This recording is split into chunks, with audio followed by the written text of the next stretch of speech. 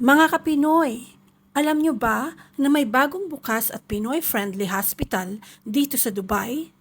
Yan ang San Lucas Medical Center. Makikita ito sa pagbaba mismo ng Deira City Center Metro Station o sa likod lang ng day-to-day Deira. We welcome you all. Maraming salamat po sa inyong lahat sa of course, pagdating sa aming pinakaunang clinic na lahat po Pilipino ang staff from the reception hanggang laboratory, nurses, yung kukuha ng dugo, lahat po. Lahat po ng specialista nandito. So everybody po is welcome. So this is like a one-stop shop medical center wherein lahat, bawat pamilya, kahit anong man ang karamdaman, magagampanan at matutugunan ng San Lucas Medical Center. Ayon kay Muhammad Munash, may-ari ng San Lucas Medical Center, mahigit 25 taon na siya sa medical field at karamihan sa mga ospital ay ibang lahi. That I needed to give a destination for all Filipino-speaking people, a destination of their own. It's like a home. I was insisting my doctors, please speak in the local language. When the patient walks into this place, let them feel home.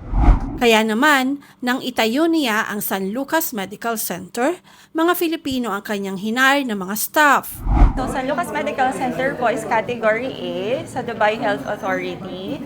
We can accept all procedures po except sa mga may kailangan ng spinal anesthesia, general anesthesia, then we have to refer to the hospitals po. Ito po kasi, clinic pero lahat na po siya, lahat na like endo, opta, ortho, ENT, dental, and lahat na po nasa iisang clinic na siya. That's why it's better.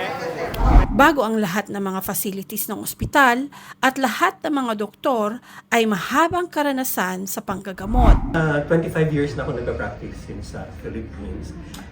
GP po, so anything, mga general concerns, special interest ko po, cardio, diabetes. So anybody with concerns doon, we can attend to your concerns. Practitioner po tayo mula noong 2012. Galing po tayo sa iba't ibang lugar, Satwa, Bordubay, at ngayon po sa Deira. So, medyo marami-rami na rin po tayo nakita mga pasyente. Ayon kay Muhammad Munash, mas makaka-relate ang mga pasyente kung nagkakaintindihan sila ng mga doktor. Not to deny anyone who walks into this place. Yes? Yes, sir.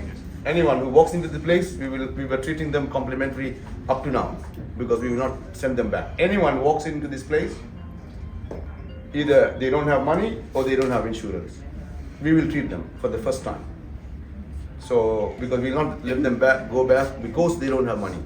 So we'll treat them first time because this is a community. We always say we will add that value always, and we keep that in our mind. This is a community clinic. Okay. So we ensure that this particular community, inshallah, will be taken care by own Filipino physicians and then all other staffs. So pag pumunta kayo dito sa San Lucas, alam nyo na maaalagaan kayo at matitignan kayo ng mabuti dahil wala tayong language barrier. Pwede nyo sabihin sa mga doktor kung ano yung concern nyo at tiyak na malulunasan talaga kung ano yung concern nyo. May magandang facilities ang ospital para sa mga pagpapacheck sa OB-GYN, dermatology, dental, endocrinology, EENT, physiotherapy, pediatrics at iba pa. Wini-welcome po namin kayo and hopefully makita po namin kayo mula po sa inyong mga lola, tita, nanay, ate, kasi po ako po ay OBGYN. Pero welcome din po yung mga concerns ng husbands kasi as OB, kasama rin po yun sa pagpapamilya. Tubong DOH po ako, Department of Health. So, nag-servisyo po ako sa mga doctorless communities natin doon as Doctors to the Barrio.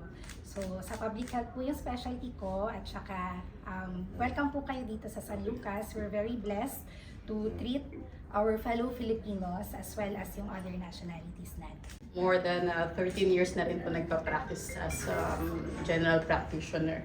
We welcome you all po dito. So, we actually treat every patient as a family po. So, hopefully, eventually, mag-grow yung family ng San Lucas. Nag-start ako dito sa Dubai from 2019. So, isa po akong GP pediatrician. So, for any concerns ng mga anak niyo for vaccinations, well-baby checkups, nandito lang po kami sa San Lucas. Balak ni Mr. Munash na mas palakihin pa ang San Lucas Medical Center kung kaya't magre-recruit pa siya ng mga Pilipinong doctors sa Pilipinas. So we will try and maintain to have a very high quality doctors, and we are bringing all the specialities under one roof. Today you don't have any NT doctor. You have to go to some other doctors. Nothing wrong, but when you go and talk to a doctor in your own language, you understand your culture, your tradition, your family dynamics, you feel better. Nobody can deny this. This is normal. Para sa #Pinoy Headlines, Sophie Taiko Soldevilla, Dubai, UAE.